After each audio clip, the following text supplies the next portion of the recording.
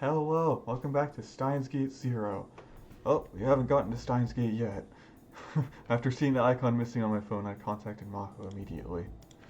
My goal, of course, was to see what was going on with Amadeus in this world. I had to find out. で、話して。アマデウスのことだ。 Milo's eyes suddenly went wide. Her reaction surprised me as well. I simply said the word Amadeus. あなた、どうして知ってるの？どうしてって、どういうことだ？どうしてあなたがアマデウスのことを知ってるのよ？だって、あのプロジェクトは去年の夏、クリスの事件があったあの後に凍結されたのよ。凍結された？アマデウスが凍結ってことは、つまりプロジェクト自体打ち切られたってことか。はっきり言ってしまえば、そういうことね。She clenched her fists in anger. It seemed to change in this world line was a big one. で、さっきの質問。どうしてあなたがアマデウスのことを知ってるの？それは。Should I tell her about the world lines and attractor field theory? クリスから聞いたんだよ。大学の先輩がそういう研究をしてるって。クリスが？あの子、あなたにそんな話までしていたのね。I decided that it wasn't the time to tell her. If I tried to explain everything, I'd have to tell her about D-mail and the time machine. Maho didn't seem to know about all that yet. I could imagine what she'd do if she heard the truth. She was yet another of those people who were entranced by the possibilities of science. なあ、アマデウスが凍結されたっていう話、もう少し詳しく教えてくれないか？理由は何だったんだ？なんでも、外部団体からクレームが入ったんですって。人の記憶を人工知能に持たせるのは人間の複製を作り出すのと同じこと。神のみに許される所業だって。欧米って自分たちの価値観で物を言う人が多いのよね。特にそういうデリケートな部分は。理由はそれだけなのか？ええ、少なくとも私はそう聞いてるわ。いきなり研究は中止だって言われて、教授たちも随分怒ってた。The Amadeus program was stopped. Oh.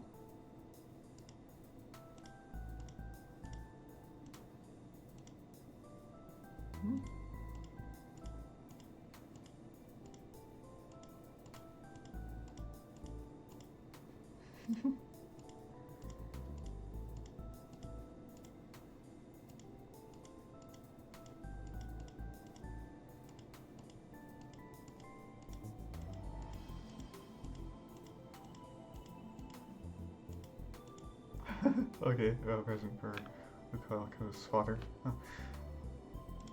Oh, did that have something to do with the world line change too? Wait. So how did I meet Maho? We'd originally met at the Amadeus seminar. If that never happens... どうしたの？いや、その、思い出してたんだ。君と出会った時のことを。ああ、あの時のこと。ああいう偶然ってあるのね。I asked a few more questions, taking care not to arouse her suspicions, and managed to learn the basic story. Maho had really wanted to see the place where Kurisu had died. When she finally went to the radio building, she'd run into me. オカルト的な考え方って大嫌いだけど、でもあなたと出会えたのはクリスが繋いでくれた縁なのかもしれないわね。Karma, or perhaps another example of attractor field convergence. It had already been decided that Maho and I would meet here in Akihabara. But was there some meaning in that? そうそう。マユリさんたちによろしく伝えておいてくれるかしら。昨日は楽しかったって。ああ。Evidently, she'd gone to last night's party in this world line too. おかげで日本でのいい思い出ができたわ。思い出って帰るのか？すぐにじゃないけどね。言ったでしょ？私今クリスがやっていた研究を引き継いでるの。いつまでも日本でバカンス気分を堪能してるわけにもいかないのよ。そうか。But still, she was only in Japan for another 10 days. I hoped nothing would happen during that time. Amadeus had been shut down and no longer existed. No longer would I hear Kurisu's voice. After I said goodbye to Maho, what that meant really started to sink in. I could still feel Kurisu's warmth in my chest, her smell. All the feelings I tried to forget were coming back now that I'd seen her. No one will ever be happy in that world line. Everyone will be miserable. That's what she had said.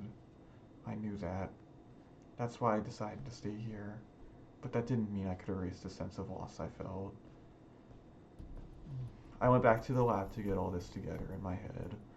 The cause of the attack in the last world line was Kagari, and there was a good chance that Amadeus was involved in the world line change that took place afterward. But in this world line, the lab had never been attacked, and the Amadeus project had been cancelled while it was still in the research stage. That meant that two major factors in the events that had occurred so far no longer existed.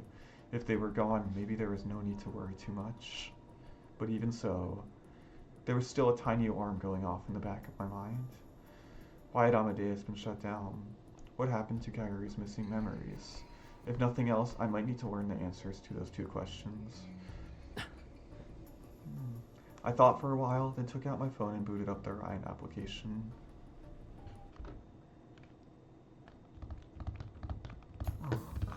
Kagari Sheena felt happier and more fulfilled than the people around her thought she was. Her memories were missing. All she had now were memories of when she was young. She'd gone to the past when she was 10 and then gotten separated from Suzuha. Her memories afterward were a total blank, with the exception of the last few weeks. Her oldest memories after her childhood were of the ceiling she saw when she woke up. It was the ceiling of an old temple with stains here and there that looked like faces. She remembered being a little scared. Shortly after that, she was given to Yanabayashi Shrine. Kagari-san, お茶飲みますか? あ、ありがとう、ルカ君。じゃあ、入れますね。 That was when she'd met Luca Urashibara. At the time, she hadn't realized that she already knew him. Luca Urashibara was a good friend of her adopted mother, Mayuri Shina. He played with her a lot when they were kids. When she was younger, she'd always thought he was a woman. To Kagari's young eyes, he'd been a strong, grown-up woman. At the time, she'd always wondered why Suzuha had called him Big Brother Luca. But the Luca in front of her now was far younger than the one she had known. He looked like a very pretty girl, and not nearly as strong. So she'd only realized that he was the Luca Urashibara she knew after meeting her mother. この紅茶、なんだか変わった味がする。ローズマリーティー。集中力や記憶力が上がるって聞いて、フェイリスさんに分けてもらったんです。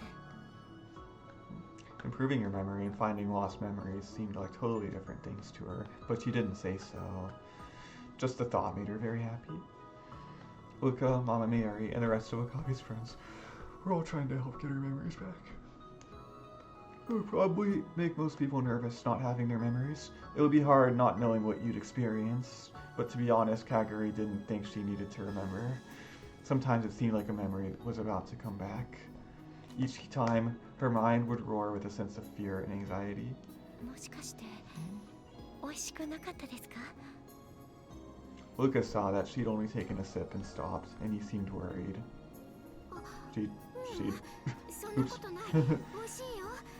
ただ、ちょっと考え事をしてただけ。考え事? そう。でも、大したことないんだ。She took a sip of the tea, hoping to change the subject. それにしても、ルカ君って本当に男の子? Everyone else said he was, but still, it just didn't seem right to her. そうですけど、やっぱりどう見ても女の子にしか見えないよね。そんなこと言われても。そうだ。ねえ、明日一緒にお風呂入ってみる? Wait, what the? Alright then. ダメですよ、そんなの。どうして？だってそんなの。だって女の人と一緒に。Oh, Luca. そんな。お姉さんとは一緒に入ってなかったの？入ってましたけど。That's fun. それは小さい頃の話で。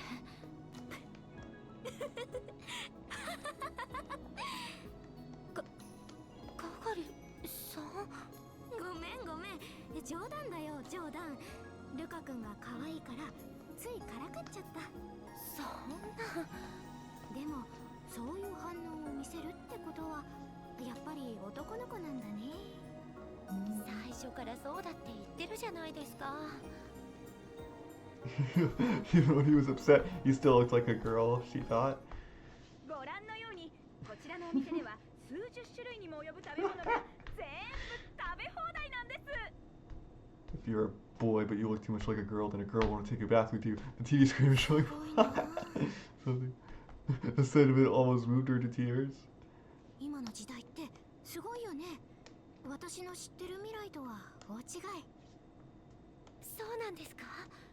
未来の世界ってどんな感じなんです？知りたい？ Luca looked a little uncertain, and even though she'd asked, Kagari wasn't certain she should tell him. The future she knew was filled with despair. Everyone struggled desperately to stay alive, hoping that tomorrow would somehow be better. If they knew there was no hope, how would they survive? やっぱりやめておきます。 Kagari sighed in relief.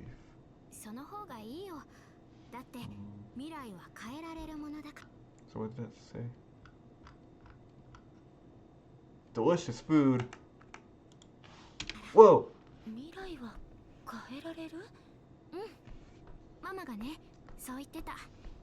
きっと変えられる。変えてくれるって。変えてくれる。 That's what Mayuri had always told Kagari. That was her tiny light of hope. なんだっけな。シュタインなんとかって。シュタインズゲートですか？そう、それ。Whoa! それは必ずあるってママは言ってたって言いながら、それが何なのか私もよくわからないんだけど。Steins Gate. To be honest, Kagari didn't know exactly what that meant, but each time Mary had said it, Kagari felt warmth in her heart. Someone would come to lead them to Steins Gate. When she thought about that, it gave her hope. さて、それでは次の特集です。今、世界で記憶の再生技術に関する研究が進められているのはご存知でしょうか。今日はその最先端を走るあるアメリカの大学の特集です。 The news show had finished its food report and had already switched to another topic. Now it was showing a college campus covered in greenery. It was a wide open space that query was in Japanese. The second she saw it, she suddenly felt dizzy. こちらはビクトル・コンドリア大学。一見普通のキャンパスに見えるこの大学。しかし、この学内では今、ある大きなプロジェクトが進められています。 The discussion became more technical. It was far beyond what Kagari, who had only her memories as a child, could understand. But チャンネル変えましょうか。あ、待って。 Kagari stopped him before he could get to the remote. かがりさん、わかるんですか？うん。脳の構造、記憶を捏造することはできるかっていう話。へえ、すごいですね。僕には難しくて何が何だか。 She suddenly found herself easily understanding what was being said. Why? How? How could she understand this? そう？そんなに難しい話じゃないよ。記憶は脳の中の海馬っていうところが司ってるんだけど、その中に視上界って呼ばれるところがあるのね。 She was surprised at what she was saying, but the words kept coming anyway. そこで行われる神経細胞の生産が既存の神経回路の再編を引き起こすの。それによって記憶の忘却が誘発されるんだ。で、この研究チームがマウス実験をしてみたら、記憶の捏造が見られたっていう話。あ、ほら、あの奥の部屋、あそこでマウス実験なんかをしてるの。かがりさん、もしかしてこの大学知ってるんですか？ She suddenly realized that Luca was looking confused. だってなんだか詳しそうな口ぶりでしたし。 The TV was showing something that looked like a lab. The camera went toward the back of the room. A white door was open that led to the next room. この部屋で行われたマウスを使った実験、それによって研究チームは知らない。でも今 That's right, she wasn't familiar with it. She didn't know anything about any place like this, but わからない。知らない。けどなんでだろう。さっきは知ってるような気がしたの。 there was suddenly a piercing pain in the back of her head. It felt like the beginning of something terrifying. She suddenly felt very nervous.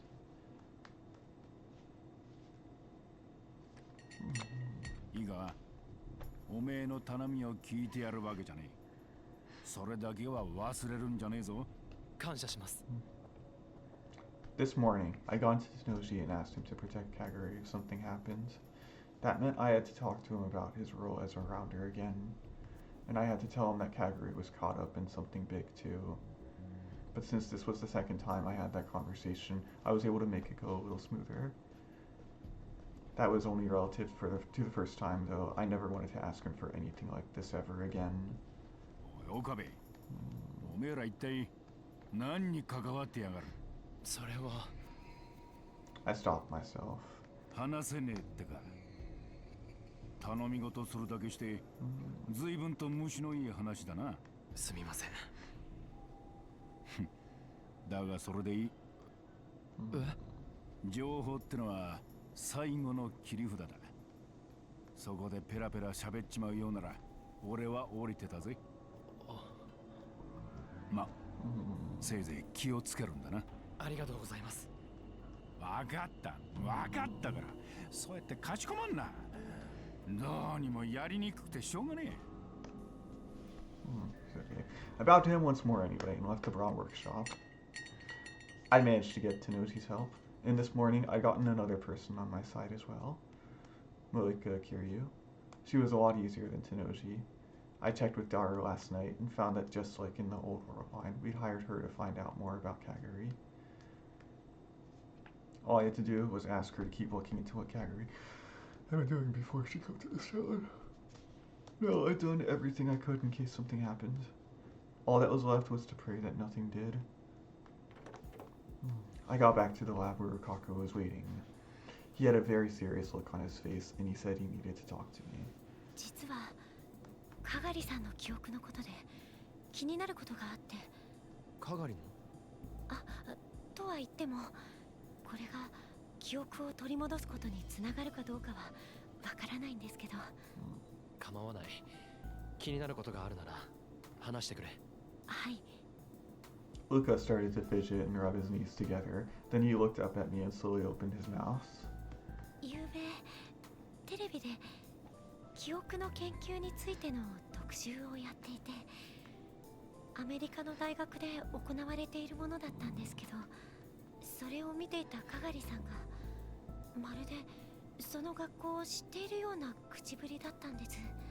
アメリカの大学？どこの大学だ？なんだか難しい名前の学校で、確かビクトル・コンドル？ビクトル・コンドリア大学か。そうです。その学校です。Victor Condra University. That was where Kurisu had studied. Kagari knew Victor Condra. If that was true, then how? The most obvious possibility was that she went there too. But how would a kid who went missing in Japan go to an American school, and one of the best at that? Of course, it wasn't impossible, but... どうでしょう。何か手がかりになりそうでしょうか。さすがにそれだけじゃ何とも言えないが。そうですか。Rukako's shoulders slumped in disappointment. でも手がかりにならないというわけじゃない。それじゃあ。ああ、確かめてみる必要はあるな。改まってお話って何かな？ The best way to find out was to talk to her directly. Kagari was just about to start work, and she seemed put off by the fact that I had suddenly asked to speak to her. 話はちょっと待ってくれるか？もう一人呼んであるんだ。もう一人？ I didn't know a lot about Victor Condria myself. I could ask Kagari what she knew about the school, but I couldn't tell if her information was accurate or not. There was a better person she could ask. Someone who should be here any minute. お邪魔します。 The best way to find out about the school was to ask someone who actually went there. In fact, Maho was to this day a part of their brain science. Wow. マホさん、 brain. こんにちは。はい、元気？ Maho still didn't know that Kagari was from the future. I'd have to keep her from finding out. それにしても本当にクリスに似てるわよね。 Maho stared at Kagari, then whispered so that only I could hear. It made sense. I'd been surprised myself. I started by explaining to Maho why I brought her here. じゃあ何？つまり彼女がうちの学校にいたかもしれないっていうの？ちょっと待って、そんなこと言われても私、そのなんとかトルコドリア大学なんて知らないよ。ビクトル・コンドリア大学。ほらね、名前だってちゃんと覚えてないんだもん。でも昨日は知っている様子だったんだろう、ルカ子。はい、奥にある部屋でネズミさんを使った実験を行っているって。そしたらその後本当にその部屋での実験の様子が映って。カガリはそのことは？覚えてない。 I couldn't imagine Ukaka would lie, or that there would be any point to him doing so, but the same was true for Kagari too. 漆原さん、その研究室どこだったかわかる？詳しくはわからないんですけど、脳とか記憶とかそんな研究をしているって言ってました。ということは、もしかすると脳科学研究所かもしれないわね。 The brain science lab, that was where, 私が所属しているところよ。 and also where Kurisu worked too. それじゃあもしかしたらカガリはヒアジョーさんやクリスと会っていたかもしれないということか。あくまでも家庭の話よ。脳科学を研究しているところは一つじゃないし、私のいるところだって陰性だけじゃなく一般の研究者もたくさん出入りしてるもの。私だって研究所にいる人間全員と顔を合わせたわけじゃないわ。ただ同じ日本人となると見かければ記憶には残っているでしょうね。 Which meant she didn't remember it, which meant she probably hadn't met her. ルカ子、他にカガリのことで気になったことはないか？カガリさん、時々びっくりするくらい難しいことを知っていたり。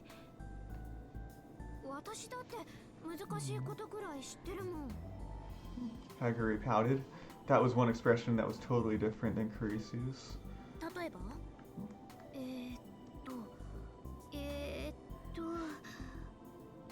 バラとか憂鬱とか。 Those were just words that were complicated to write in 昨日は Japanese. テレビで記憶の捏造について放送していたんですけど、それもなんだか詳しそうでした。記憶の捏造ね。確かにその研究をしているチームもいるわ。私たちも一度話を聞かせてもらいに行ったもの。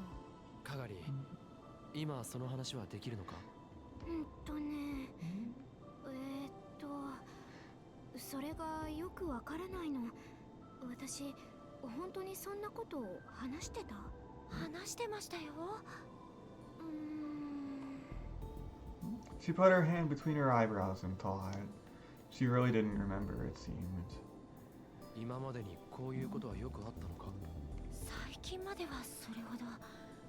この何日かで急に。I didn't know how Kagari could know things about Victor Condria, but it clearly had something to do with her missing memories. If I followed the trail a little longer, I might learn some clues. If it was possible, I might be able to bring back her memories.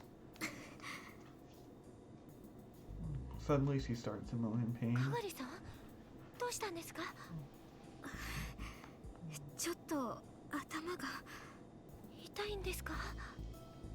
Bukako was looking at her face, worried. ちょっぴり。少し横になるか。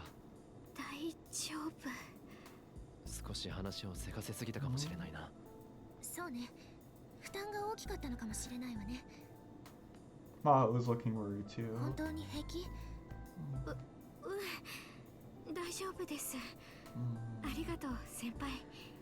だったらいいのだけど。The conversation was so natural that Maho and I almost missed it. おい、今。先輩って。かがり、君今確かに先輩って呼んだよな。ヒアジョーさんのこと。嘘。私そんなこと。いいえ、間違いなく言ったわ。漆原さん、あなたも聞いていたわよね。はい。Senpai, the Japanese word used to address an older classmate or colleague. I just learned that Maho and Kagari hadn't met at Mitochondria. Did that mean it was just a mistake? The sound of footsteps coming up the stairs distracted me. They were so heavy, there was no need to wonder who it was. お邪魔してます。魔法タンも来てたん？その呼び方はやめて。足りるかな？ひふみ。He ignored Maho's complaint and started to count the number of people in the room. There was some kind of paper bag in his hands. よかった。大丈夫みたい。何が大丈夫なんだ？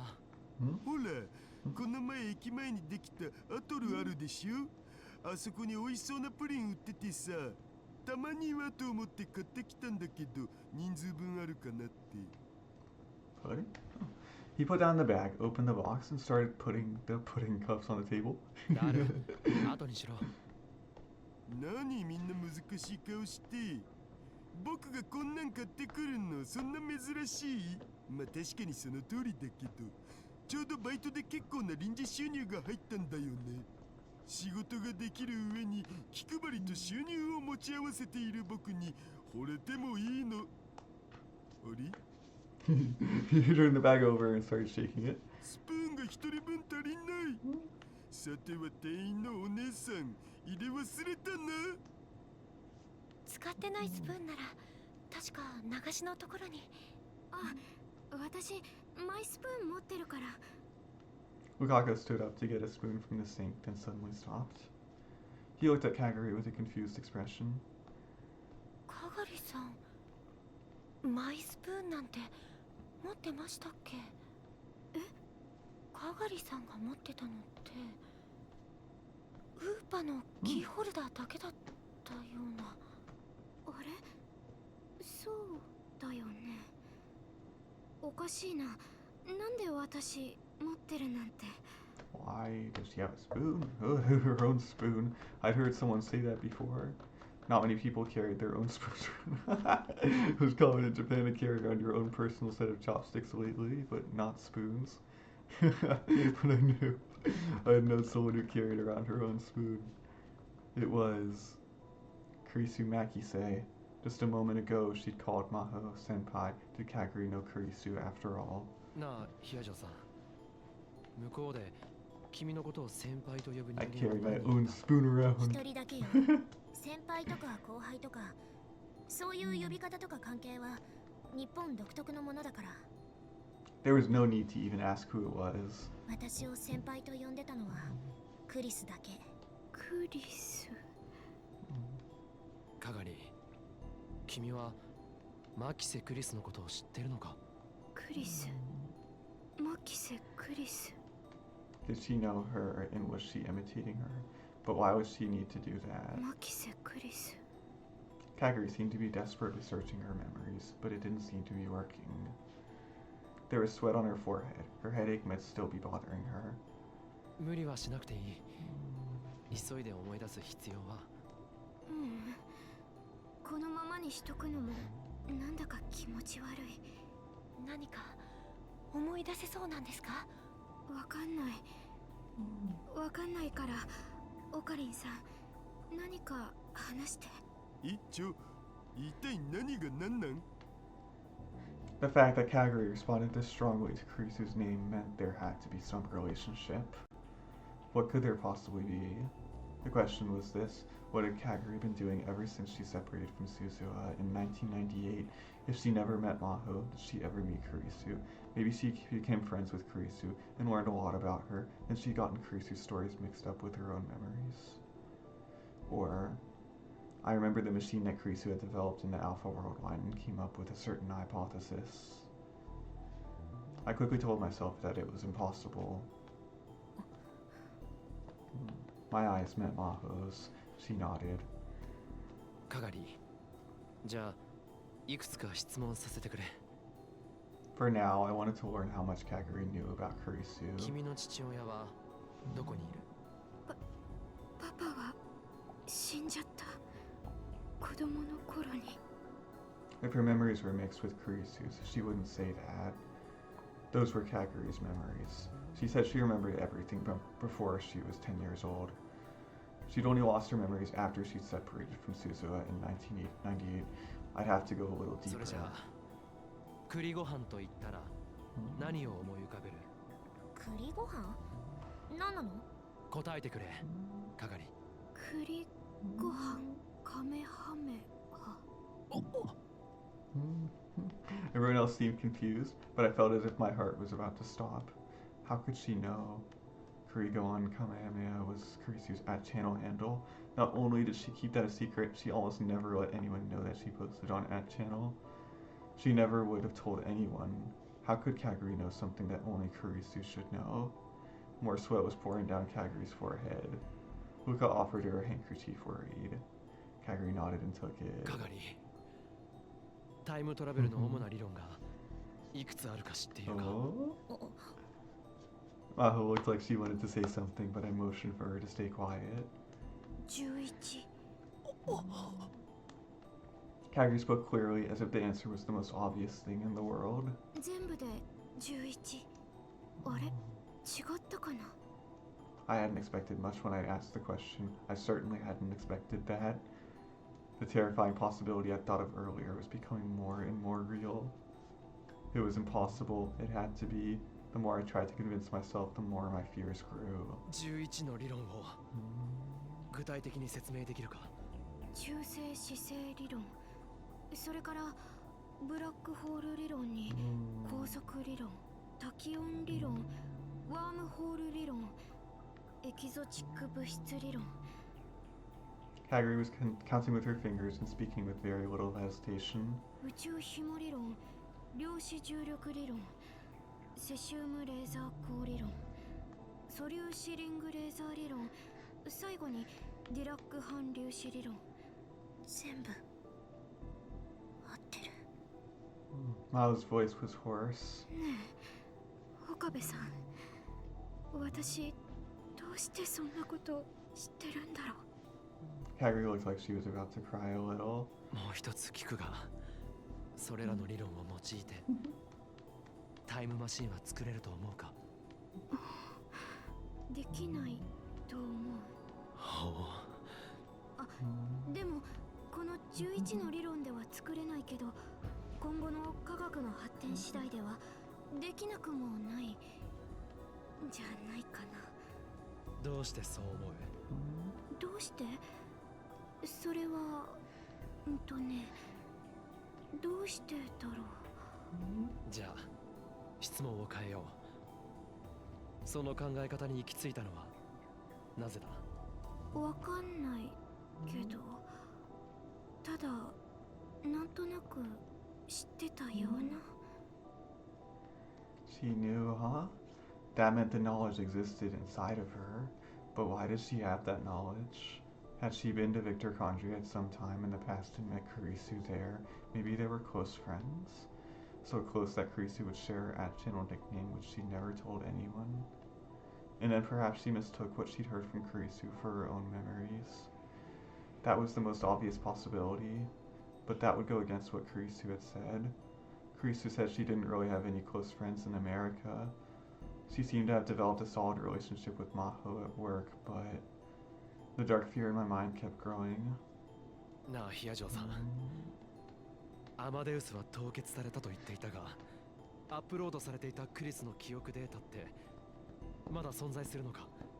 ええ、多分破棄はされていないはずだけど。それってどれだけの人間がアクセスできたんだ？ごく限られた人間だけよ。どこにも公表はしていなかったから。私やレスキネン教授、他に助手が何人か、そしてクリス。ちなみにその記憶データを人間の脳に移植することって可能だったりするよな？は？ In the other world line, Maho herself, or Dr. Leskinen, to be precise, had said something about that at the ATF seminar, and I had experienced it myself through a machine that digitized human memories, sent them through time, and then back to the same person's brain. It didn't exist in this world line, but I'd once lived in a world line where it was developed in this very room. I'd used it far more times than I had ever wanted to, and because of that experience, I came up with an idea, a terrifying idea, another way to explain what was happening to Kagari now. 一体何よ。マイスプーンを持ち歩いていたのはクリスなんだ。大学でヒアジョーさんのことを先輩って呼んでいたのもクリスだけだ。栗ご飯とカメハメハはクリスがアットチャンネルで使っていたコテハンだ。知っているのは本人以外だと俺くらいのはずだ。クリスならビクトル・コンドリア大学の研究室のことも知ってる。マウス実験のことも知ってる。11のタイムマシン理論についても知ってる。オカリンさん、どういうこと？何が言いたいの？俺の思いついた仮説だ。 Are you onto something, Rintarou? I looked around the room at everyone, then back at Kagari. もしかしたら君の頭の中にはマキセ・クリスの記憶が移植されているかもしれない。 Kurisu put her memories in Kagari. カガリの頭の中にマキセ・クリスの記憶が入ってる。Susuo didn't seem as surprised as I had expected. Maho and I asked her some more questions after that, about Victor Condria, about her research. Her answers were all over the place. Some things she knew and some things she didn't. But some of the things she knew were things that only Maho and Kurisu would have known. In the end, instead of being overturned, my hypothesis came out even stronger. All the questions seemed to tire Kagari out, and with Tenoji's permission, Lukako took her home. Maho completely refused to accept what I was saying, but did say before she left that she'd look into whether it was possible to transfer Amadeus' memory data into a human brain. And that night, I explained the situation to Susuo. それってカガリが二重人格ってこと？いや、 That's why. そうじゃない。二重人格っていうのは、正確には乖離性同一性障害といって、誰かの中に別の人格ができることだ。言うなれば、今の自分に対する不満や不安から自らの中に別の人格を作ってしまうようなものだな。 Once in a while, there would be a case where someone would take the personality of the man or woman they admired, but usually it was a completely original one. でも、カガリの場合は違う。カガリの中にあるのは人格じゃない。文字通り、マキセ・クリスの記憶だけだ。クリスの記憶だけが彼女の頭の中に混在していると考えられる。 Kagari's memories weren't overwritten. She still had them, so they had mixed together. なるほど。2036年の技術ではそれは決して不可能な話じゃない。じゃあ2036年からのタイムトラベラーであるカガリなら十分その可能性はあるということか。でもさ、カガリタンは10歳より前の記憶はあるわけっしょ。他人の記憶をぶち込まれるなんてことされたら、その時のことを覚えてるはずじゃね。あの子は幼い頃、たまに神様の声が聞こえるって言っていたような気がする。幻聴か。それがクリスの記憶からにじみ出てきたものっていうのは考えられる。うん。ただ未来はこの時代ほどのどかじゃなかった。物資も人も足りてなかったんだ。記憶を移植するなんていう技術は実用化されているとしても軍の機密扱いだよ。一般人の、しかも子供に使ったとは思えないな。カガリは繊細孤児だった。 PTSD を治療するためにそういう技術が使われたということは。だからって他人の記憶を移植するのはさすがに変だ。だな。となると記憶のない時期、1998年以降にその移植が行われた可能性が高くなってくるが、2036年なら可能でもさ、今の技術でできるもんなん？クリスなら可能だろう。 She done it all by herself to make the time loop machine after all. マキセ・クリスがカガリに自分の記憶を移植したって。彼女はそんなマッドサイエンティストみたいなことをする人だったの？ There was no way. It was impossible. It had to be. And there weren't many people as smart as Kurisu Makise. If she didn't do it, I couldn't imagine anyone else would. そうだよな。突飛な発想すぎるよな。俺だってそう思う。 I might have been getting too attached to my own idea. でもクリスしか知り得ないことをカガリが知っているのは間違いないんだ。例えば幽霊になったマキセ氏の魂がカガリタンに乗り移った的なことだったりして。お前そんなオカルト話をヒア嬢さんの前ででも披露してみろ。全力で論破されるぞ。ですよね。In the end, I realized there was nothing I could do for Kagari but watch for a while to see how things went. We were just students without any kind of specialized knowledge. No matter how much we debated or what ideas we came up with, we wouldn't be able to find the answer easily. そういえばダル、ユキさんはどうしてる？天音氏なら毎日バイト忙しいみたいだよ。彼女は何のバイトをしているんだった？ケーキ屋さんって聞いてる。美味しいから一度食べに来てって言われた。そうそう。でもちょっと遠いんだよね。だからこそ言ったら喜ばれるんじゃないか。しっかりしてよ、父さん。あ、はい、さあせん。つうかオカリン、なんでいきなりそんなこと聞くん？いや、ちょっと気になってな。That girl in the motorcycle suit, could that have been Yuki Yamane? I still hadn't convinced myself it wasn't her. If it was, she may be involved in some way with what was happening to Kagari, but that attack only took place in the other world line. It hadn't happened in this one, so I had no way to tell. もし彼女のことで何か。母さんがどうかしたの？いや、なんでもない。I still didn't have any proof. I'd have to just keep an eye on her. My priority right now was Kagari, what had happened during the time when she lost her memories. If I could find that out, I might be able to understand what was about to happen to us. それじゃあ始めるわよ。いい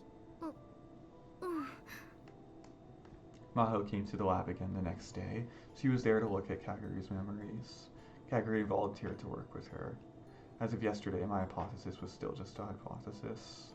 And anytime she saw a hypothesis, she wanted to test it. Maybe that's just how scientists were. まずはこれを見てもらえる？ Maho held up a cell phone. There was a picture displayed on its screen. It was a corridor with white walls and clean white floors, and two people wearing white lab coats were walking down it. これがどこだかわかる？学校？どこの？ビクトル・コンドリア大学の。この手前に歩いてる人。彼の名前は？トニー・ブラウン。あだ名は JB。興奮すると独特のステップを踏むから。じゃあこっちの彼女は？わかんない。どうだ？彼女も私たち研究者の間ではかなり有名な子よ。クリスだって当然知ってるはずだわ。仮にカガリがクリスの記憶を持っているとしても、完全に全てを思い出せているわけじゃないみたいだ。That's how it had seemed yesterday too. 記憶として呼び起こされるものと、そうじゃないものがあるんじゃないのか。だからってこの程度じゃまだクリスの記憶だと断言はできないわ。彼らのことくらい調べれば誰だってわかることだもの。かがりさん、もう少し突っ込んだ質問をしてもいい？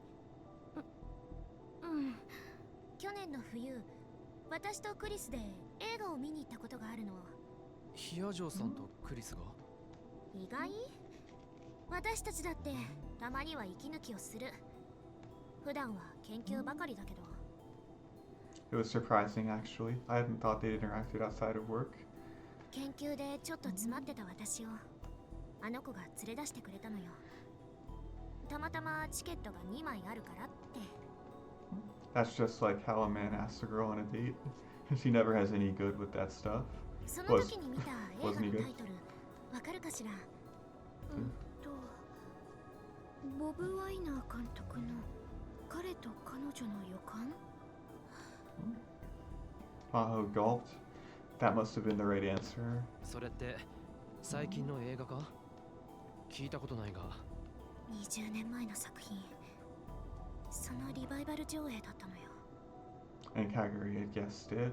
She'd known the title of a movie that Kurisu and Maho had gone to see together in private. And since it wasn't a major worldwide release, it wasn't something you could get with a lucky guess. でもそれも誰か目撃していた人がいればわかることよ。だが君が今日そんな質問をするということは予想できなかったはずだ。かがりがそのために細かい情報まで全て暗記したとでも？ It would be impossible, and she didn't have a reason to bother anyway. 私だってそのくらいのこと分かってるわ。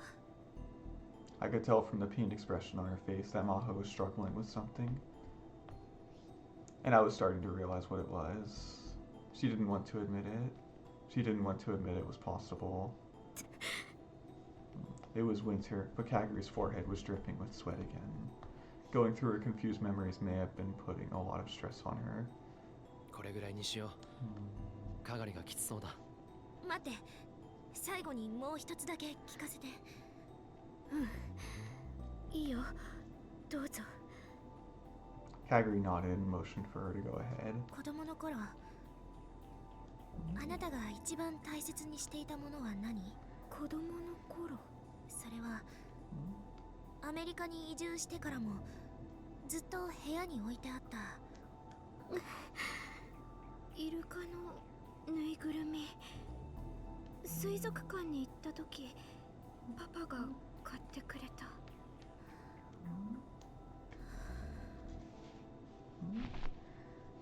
Maho sighed and sunk into the sofa.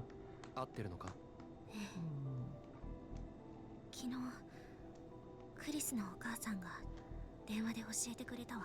このことを知ってるのはクリスとご両親だけ。それじゃあ悔しいけどあなたの仮説を否定できない。そうか。私どうなっちゃうのかな。I didn't have an answer. I didn't even know how this had happened in the first place. The only possibility I could think of was... かがりさん、付き合わせて悪かったわね。ゆっくり休んで。Maho stood up with a serious expression on her face. 帰るのか？ええ。自分なりにまだ検証できることは残っていそうだから。それじゃあ、また。Maho got up and went for the door without bothering to look back. She seemed to be silently shutting out the entire world. All we could do was watch her go.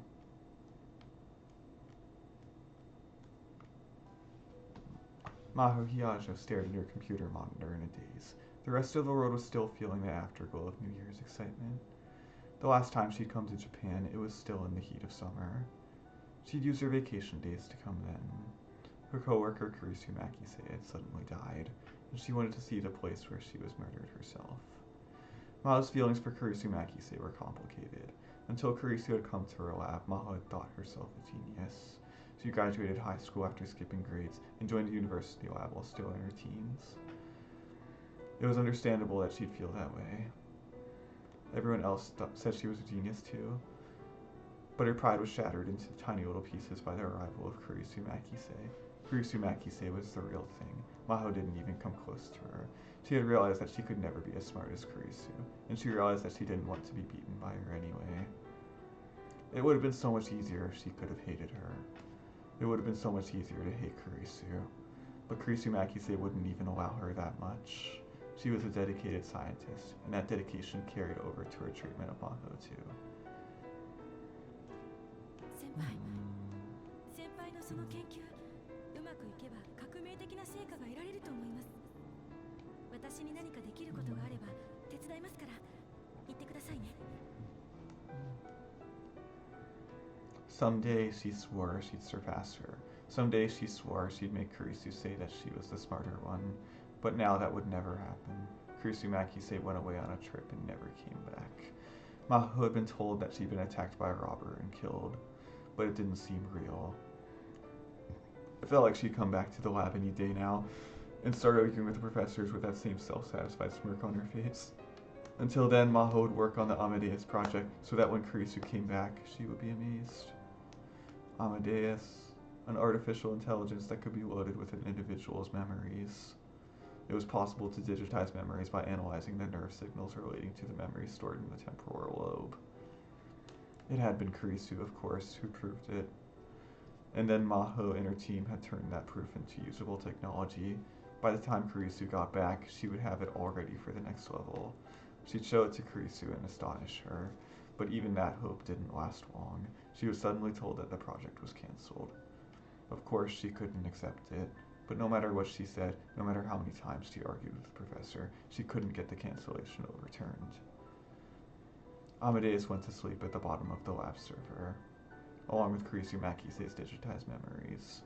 Kurisu Makise's memories. Now they were in the head of another girl. How had that happened? There was only one possibility, if it was possible at all.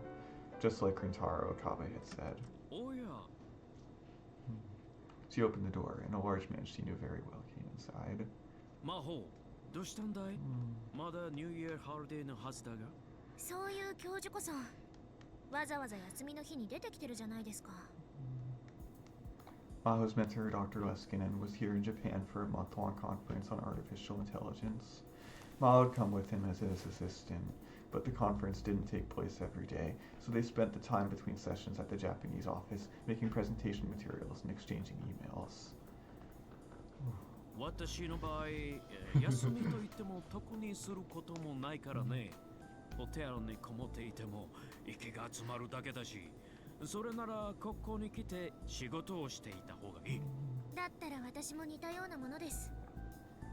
For a researcher, doing research was a hobby. If nothing else, all the scientists Maho knew were like that. Of course, she'd come here today because she assumed Dr. Leskinen would feel that way. 君にはいろいろとやることがあるだろう。例えば、デートとか。教授、あんまりしつこいとセクハラで訴えますよ。おっと、それだけは勘弁してくれ。Dr. Leskinen slumped his shoulders in the unique way that Caucasians always overreacted. He seemed intent on bringing Maho and Okabe together. She and Okabe were both friends of Kurisu's, and so they talked a lot, but there was nothing more to it than that. At least that's what she thought, probably. それじゃあ、お詫びというわけじゃないですが、一つ聞いてもいいですか？訴訟されないで済むのなら何なりと。じゃあ聞きますけど、アマデウスは今どうなっているんですか？どうも何も。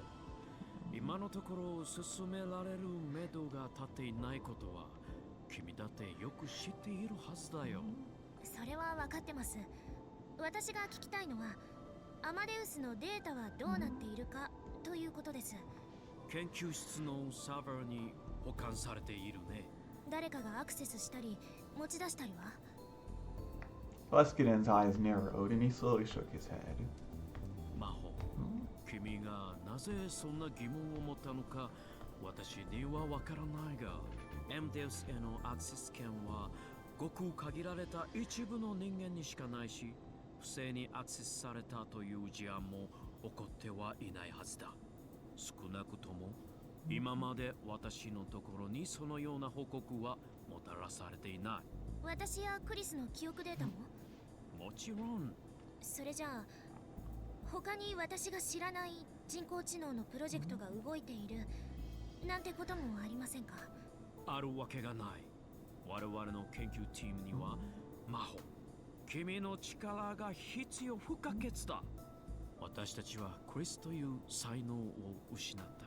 それは大いなる損失だったが、彼女のいなくなった穴を埋められるのは君だけだと思っている。そんな君の知らないところで新たなプロジェクトなどを進めるはずがないだろう。そうですか。The compliment felt like a bit too much for her to take at face value. There were a lot of scientists who were always looking to get a leg up on the competition. If someone else got the glory first, everything you worked up on until that point would be useless. Even in the same team, there were only a few people you could really trust. But to Maho, Dr. Leskinen was one of those people. 質問に対する答えはこれでいいかな？はい。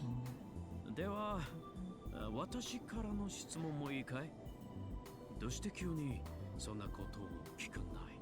それはもしかして自分の秘密が誰かに漏れていないか心配にでもなったのかな？まあそんなところです。それなら心配ない。いかにエメデウスとはいえ本人が秘密にしたいことは喋らないようにできている。君だって知っているはずだよ。それは保存されたデータについても言える。仮に何者かがデータを盗んだところで本人がどうしても知られたくない部分はブラックボックスになっている。エムデウスからはもちろん、記憶データからも取り出すことは不可能だ。秘密が漏れるとしたらその記憶を持つ生身の人間からだけだね。記憶を持つ生身の人間。そう、つまり本人だけということだ。どうだい？少しは安心したかい？ええ、まあ。It wasn't that she didn't trust Dr. Leskinen, but she couldn't relax until she'd seen for herself that no one had taken the data. Maho only thought it was possible to believe something after you'd seen it yourself. That's how she thought a scientist should be. But right now, she didn't have the access rights to do so. So in the end, she was stuck with her doubts. She knew this was going to happen, but she couldn't stop herself from asking anyway. あら、二人ともいたのね。Dr. Reyes walked through the door just as she finished her conversation with the professor. まったく、せっかくのホリデーだというのに、物好きね。レイエス教授こそ。私はホテルにいてもやることなんてないから。Maho exchanged a glance with Dr. Leskinen, then shrugged. That's just how scientists were. 何なのよ。なんでもないです。She and Dr. Leskinen laughed at Reyes' confusion, but the doubts in her mind lingered. Hey, Kurisu's memories were inside Kagari's head.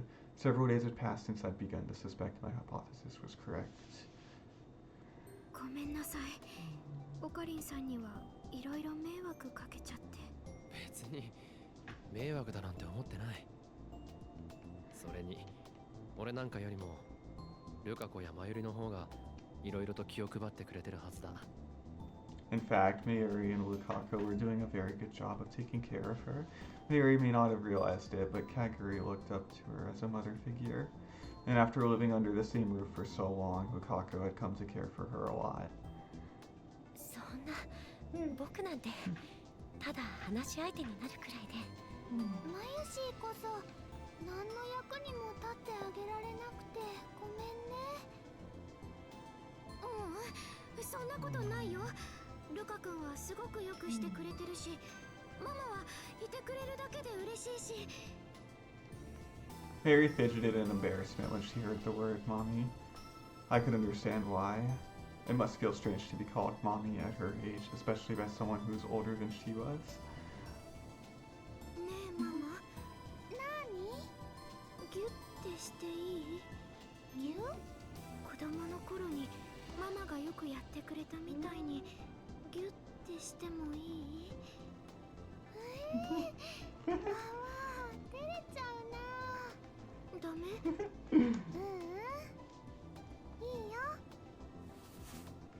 Mary smiled and nodded, and Kagari gave her a big hug with a huge grin on her face.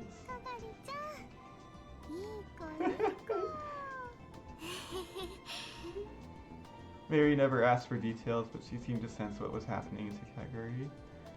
She probably understood that this was the best thing she could do right now. Mama. It was strange. Kagari was a lot older, but when they were like this, they really did look like mother and child. Arigato, Mama. Kagari slowly moved away from Mary. She looked a lot calmer than she had a moment ago. Oh, it was probably okay to talk to her now. それで、かがり、調子はどうだ？調子か。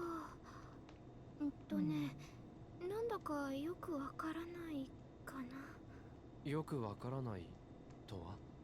ふとした瞬間に思い出すことがあるんだけど、それが自分のものなのかクリスさんのものなのかわかんないの。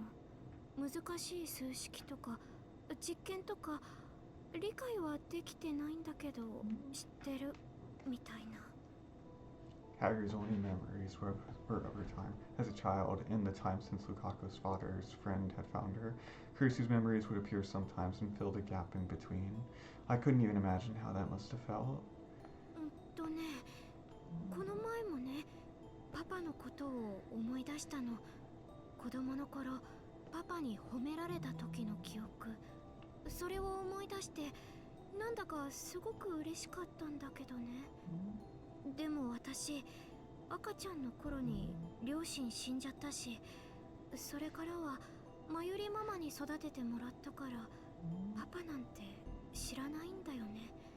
だけど、自分が経験したことじゃないのに、褒められて嬉しいっていう感情は確かにあって、そう考えてると、頭の中がごちゃってなっちゃって。Kagari grimaced and held her head in her hands. The first time I'd met her, I'd been surprised by how much she looked like Kurisu. But talking to her like this, I realized how different she was. The way her expression was constantly changing, and the way she always slightly overreacted, was actually more like Miyuri. Was that because they were mother and child? そのクリスの記憶はよく出てくるのか？前に比べると頻繁になったかも。そうか。ねえ、おかり。かがりちゃん、どうなっちゃうのかな？本来ならちゃんとした専門機関で検査してもらうのが一番いいんだろうが。But given her position, it wasn't that easy. あんまり検査はしたくないな。子供の頃もね、検査ばっかりしてたから。そうなのか？PTSD を治すためだって言って。So she didn't seem eager to be looked at either, huh? If more of Kurisu's memories woke up, what would happen to her?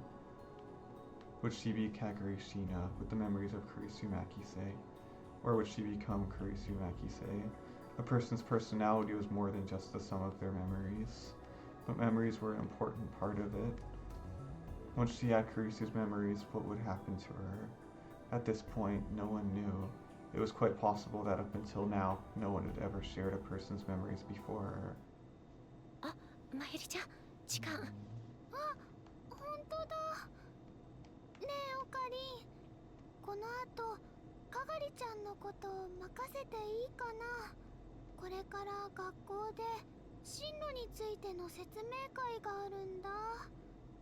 まゆしーたち、どうしても出なくちゃいけなくて。すみません。謝るなって。心配しなくていい。かがりはちゃんと家まで送っていくから。ありがとうございます。それじゃあ、かがりちゃん。また明日ね。ママ。また明日。Once Mayuri and Lukaku were gone, it was just me and Kagari in the room. After the problems with Kagari's memories started coming up, I'd been having her hold off on her job at the Ron Tube workshop. But I was still having her come here as much as possible during the day in case something happened. Suzu and Tenoshi were downstairs. That alone made me feel better. I suddenly felt Kagari looking at me. 改めて考えると、こうしてオカリンさんと話してるっていうのが不思議だなーって。不思議？どうして？だって私にとってのオカリンさんはお話の中の人だったんだもん。お話の中？ダルおじさんやママから聞くお話の中の人。 That's right. According to Suzuha, I was going to die in 2025, which meant that in Kagari's time, I was no longer ママは alive. ね、いっつもオカリンさんの話をしてたよ。オカリンがママを助けてくれた。オカリンがママの彦星様なんだよって。あいつ、未来になってもそんなことを言っているのか。 Now it was my turn to be embarrassed. だからね、私もずーっと気になってたんだ。ママがそんなに大切に思ってるオカリンさんってどんな人なんだろうってみんなが話題にする岡部倫太郎っていう人がどんな人なんだろうって、もしかしたらちょっと憧れてたかも。からかうのはよしてくれ。オカリンさんたら照れちゃってる。 Kagari clearly had the upper hand here. でもそういう意味ではマキセ・クリスって人もそうかな。クリスが？マキセ・クリスっていう人の名前もママやダルおじさんの口によく上ってたから、ずっと昔に亡くなっちゃったのにそんなに影響のある人ってどんな人だろうって。その前よりはクリスのことをなんて？オカリンさんの大切な人だって。 The person I love. For me, that was an undeniable truth, but that wasn't true for the rest of the lab. In this world, while Mary had never met Kurisu, and I tried as much as possible to avoid bringing her up. But thanks to me, even in the future, she'd still feel that way. そうだ。今から買い物に行くんだが、よかったら一緒に来ないか？買い物？ああ、まだこの辺りのことよく知らないだろう。いいの？もちろんだ。 After what happened in the last world line, it was probably a good idea to keep her from going outside too much, but she probably needed to change of pace. It was still afternoon. As long as we stuck to busy streets, we'd probably be fine. やった。実はね、いろいろ欲しいものもあったんだ。欲しいもの？日用品とかいろいろね。ルカ子が用意してくれてるんじゃないのか？そうだけど、でもほら、ルカ君だって男の子でしょ。だからいろいろ頼んじゃうのも悪いなって。 True. Even if he was beautiful, Lukaku was a guy. There were some things he just wouldn't understand. それじゃあ行くか。やっぱりすごいよね。 Kagari's eyes were shining as she looked up and down the street. 人も多いし、お店もたくさんあるし、ここがあの秋葉原と同じ街だとは思えないな。未来の秋葉原はどんなところなんだ？一言で言うと、そうだな。瓦礫の山かな。まあ、秋葉原に限ったことじゃないんだけどね。 Suzu had said that the Third World War would start soon, which meant that a young Kagari would have only known the world after that horrible war. Of course, that was all my fault, probably. If I did what Suzu wanted and went back to July 28th, would the world line change so that the Third World War never happened? Impossible. The world lines were going to converge no matter what I did. あ、オカリンさん、もしかして自分のせいだなんて思っちゃってる？ I gasped. She'd read my そ mind. の反応は図星だね。でもその考えはダメ。バッテンなのだ。私の知る限り、ママもダルおじさんも誰もオカリンさんを責めてなんていなかったよ。だってママたちはみんな信じてたから、オカリンさんならいつかやってくれるって。そのシュタインズゲートだっけ、そこに導いてくれるって。I knew Kagari was trying to make me feel better, and that Rintarou would probably never blame me.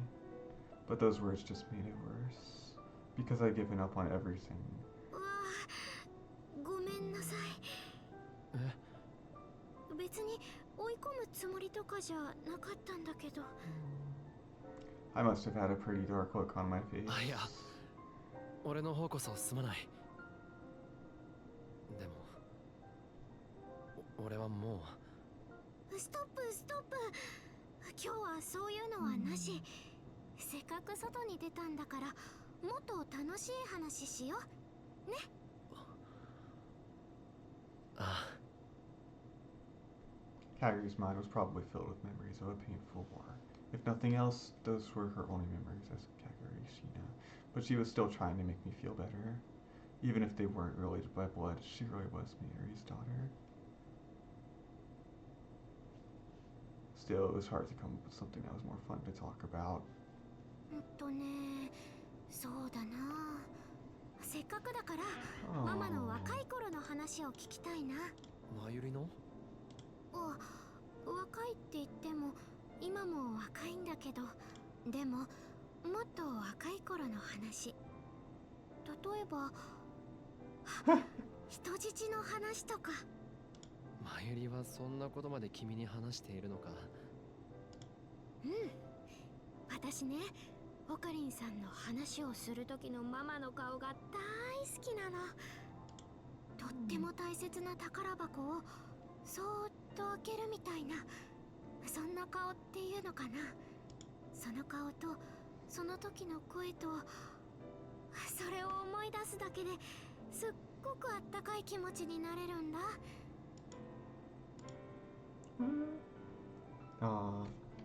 Hey. Bye!